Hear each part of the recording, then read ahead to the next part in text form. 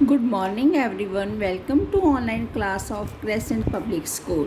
बेटा, आज हम 11वीं कक्षा की आरोह किताब की अगली कविता करने जा रहे हैं। घर की याद। घर की याद कविता भवानी प्रसाद मिश्र द्वारा लिखी गई है। भवानी प्रसाद मिश्र जी जो हैं वो एक बहुत अच्छे कवि हैं और साथ साथ एक बहुत ही अच्छे क्रांतिकारी थे। इनका जन्म 1913 ईस्वी में हुआ, जिस समय चारों तरफ अंग्रेजी शासन का बोलबाला था और हम लोग अपनी आज़ादी के लिए संघर्ष कर रहे थे। तो भवानी प्रसाद मिश्र जी उस आज़ादी की लड़ाई में सबके सहभागी थे। उन्होंने भी आज़ादी की लड़ाई के लिए कठिन प्रयास किए और अपने देश को आज़ादी दिलाने के लिए महत्वपूर्ण भूमिका निभाई।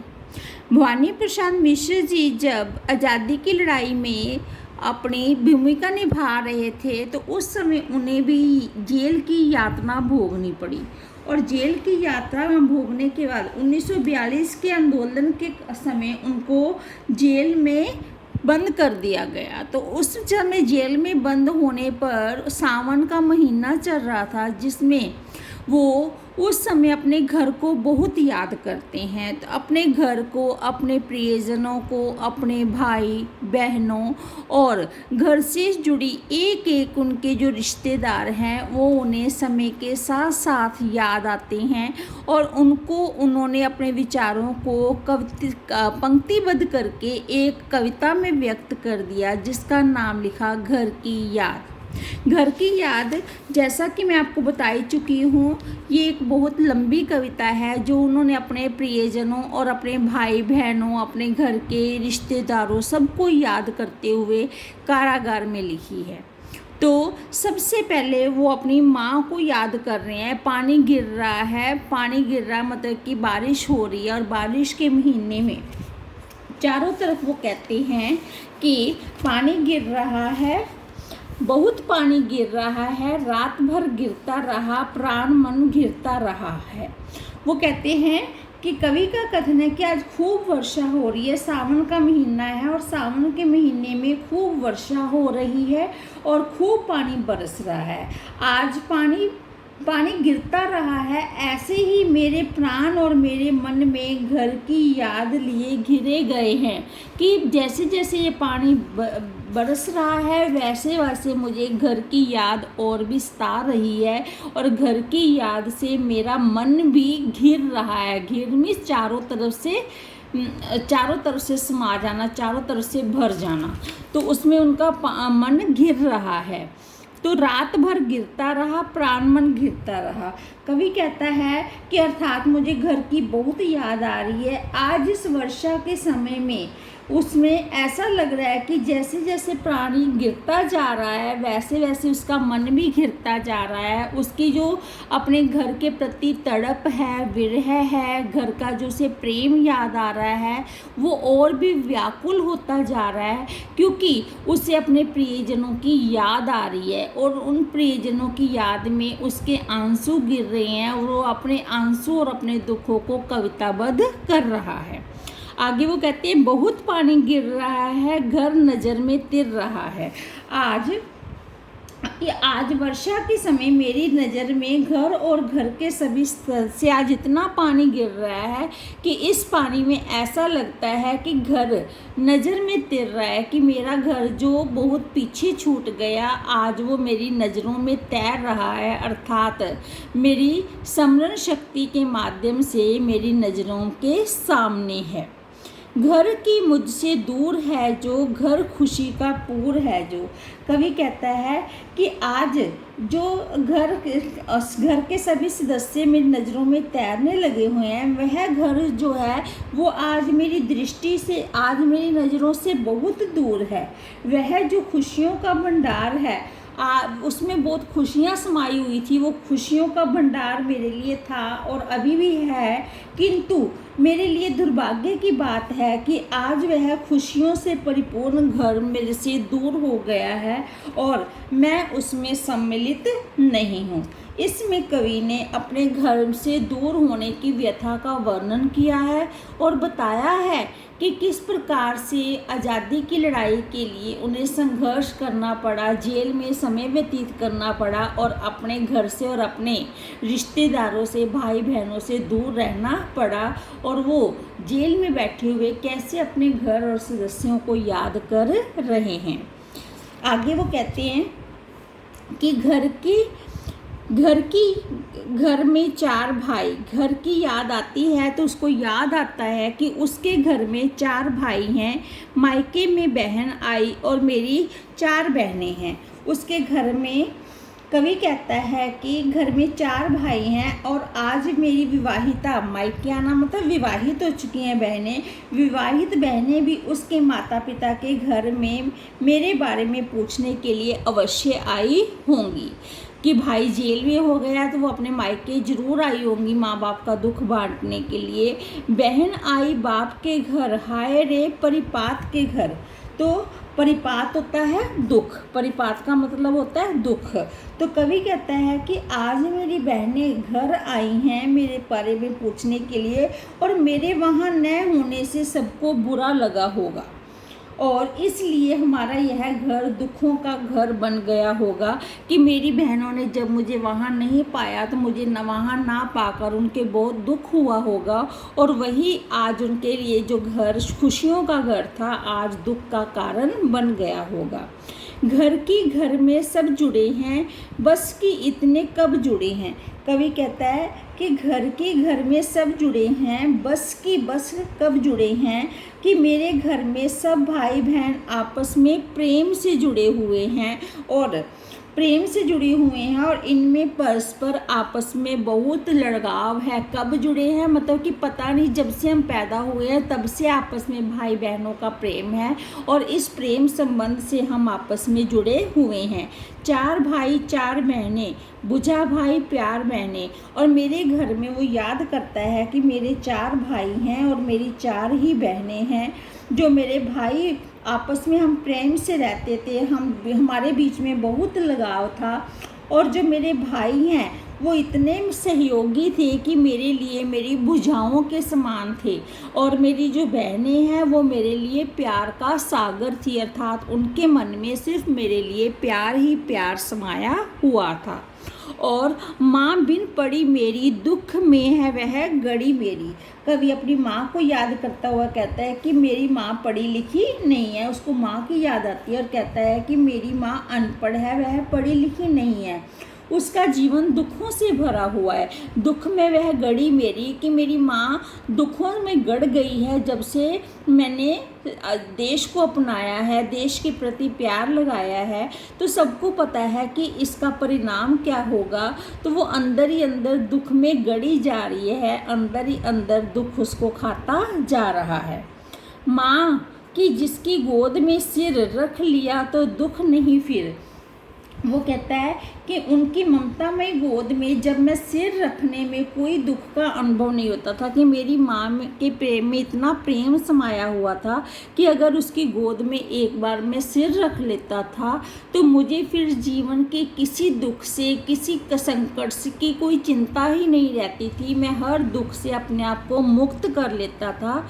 तो मेरी माँ तो दया का सागर थी, मेरी माँ प्रेम का सागर थी और आज मैं उस अपनी माँ और प्रेम के सागर से दूर हूँ, इसलिए वो व्याकुल है, परेशान है। माँ की जिसकी स्नेह धारा का यहाँ तक भी पसारा में बहुत दूर तक फैला होना। तो पसारा होता है फैलाव। कवि कहता है कि मेरी माँ जो थी उसको याद करता हुआ वो फिर कहता है कि माँ के स्नेह से घिरा चारों ओर दूर दूर तक फैला हुआ हूँ, कि मेरी माँ ने मुझे इतना प्यार दिया है कि जिसके कारण मैं उस प्यार को सबके बीच में बांटता रहा।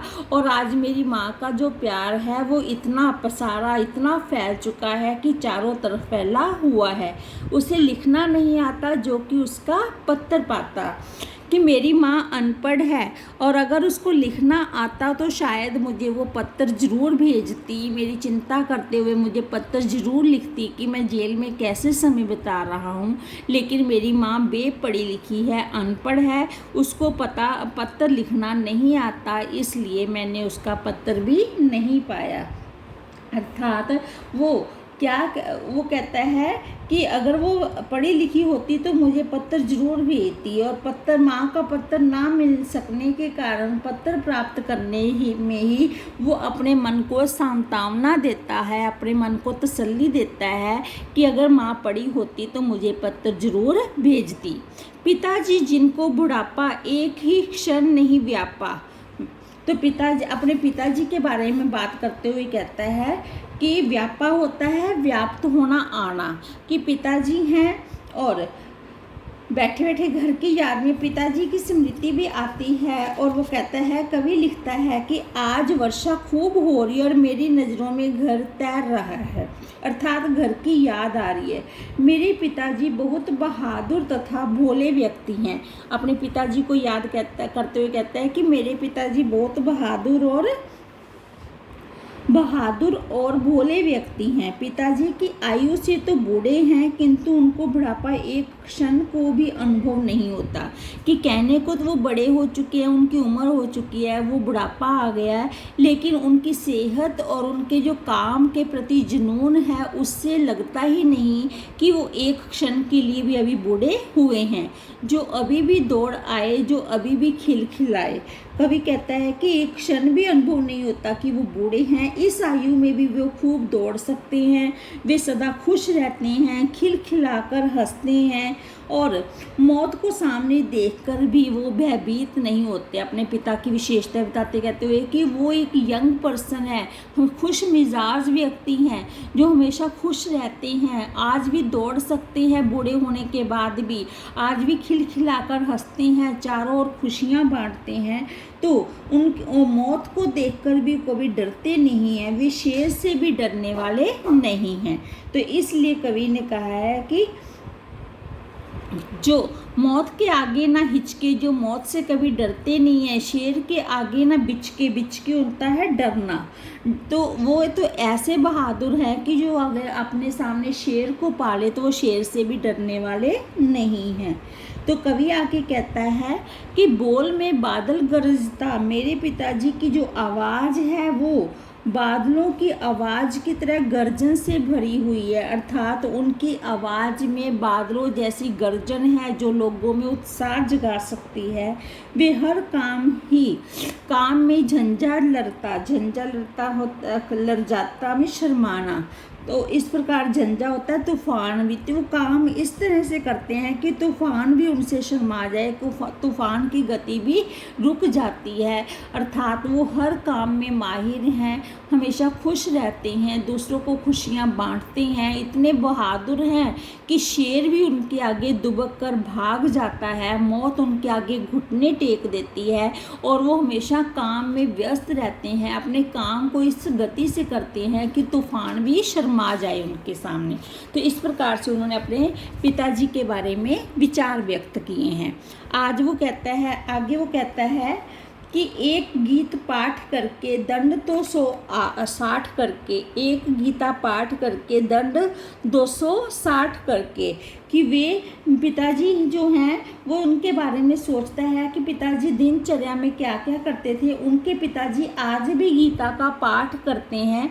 गीता जब का पाठ करते हैं, दंड मीन्स उठक बैठक करना, और पाठ करने के बाद वो 260 दंड बैठक लगाते हैं। 260 दंड बैठक लगाकर खुद मुकद्दर होता है व्यायाम करने की लकड़ी से बना उपकरण, जो गोल सा होता है ना मुकद्दर, आपने पहलवानों के पास देखा ही होगा। तो खूब मुकद्दर हिला लेकर, मूठ उनकी मिला लेकर, कि आज भी वो मुकद्दर को लेकर उसको खूब घुमाते हैं, और उसकी मूठ को मिलाते हुए व्यायाम करके जब नीचे उतरे होंगे तो मुझे अपने सामने ना पाकर उनकी आंखों में भी आंसू आ गए होंगे कि पिताजी को याद कर रहा है कि आज भी उन्होंने गीता का पाठ उसी तरह से किया होगा, 260 दंड बैठक लगाई होगी, और जो लकड़ी का बना हुआ मुग्दर है पहलवानों का उसको भी खूब हिलाया होगा और उसको अपनी मूठ में लेकर मिला लिया होगा। जबकि नीचे आए होंगे, क्योंकि वो छत पर करते थे अपनी उठक बैठक व्यायाम, तो कहता है कि जब वो अपनी उठक बैठक अपनी दिनचर्या पूरी करके नीचे आए होंगे, नैन जल से छए होंगे, वो मुझे अपने सामने उन्होंने मुझे नहीं पाया, तो उनकी आंखें आंसुओं से भर गई होंगी, वो दुखी हो गए होंगे, हाय पानी गिर रहा है, घर नज़र में तिर रहा है। और इस प्रकार से वहाँ बैठा वो अपनी माँ को याद कर रहा है, अपने घर को याद कर रहा है कि किस प्रकार से आज पानी गिर रहा है, और उसकी घर की यादें जो है वो उसकी आंखों में तिर रही हैं। तो 4 भाई 4 बहनें, बुझा भाई प्यार बहनें। कवि वही कहता है कि उसके 4 भाई हैं, 4 बहनें हैं। जो उसके भाई हैं वो उसके लिए भुजाओं के समान सहयोगी हैं, और उसकी बहनें जो हैं वो उसके लिए प्यार का सागर लिए हुए हैं। खेलते हैं या खड़े होंगे, नज़रें उनको पड़े होंगे। कवि कहता है कि मेरे भाई उस समय खेल रहे होंगे या फिर खड़े हुए उन्हें दिखाई दे होंगे, किंतु मुझे उनके बीच ना पाकर वो बहुत दुखी हुए होंगे। पिताजी की जिनको बुढ़ापा एक क्षण नहीं व्यापा, रो पड़े होंगे बराबर 5वें का नाम लेकर। पिताजी जिनको बुढ़ापा, बूढ़े हो चुके हैं लेकिन बुढ़ापा अभी तक उनके पास नहीं आया है, एक क्षण भी उनके पास नहीं आया है, तो वो कहता है रो पड़े होंगे जब उन्होंने अपने सामने चारों पुत्रों को देखा होगा और 5वें पुत्र को नहीं देखा, तो वो उसका नाम लेकर रो पड़े होंगे, दुखी हो गए होंगे।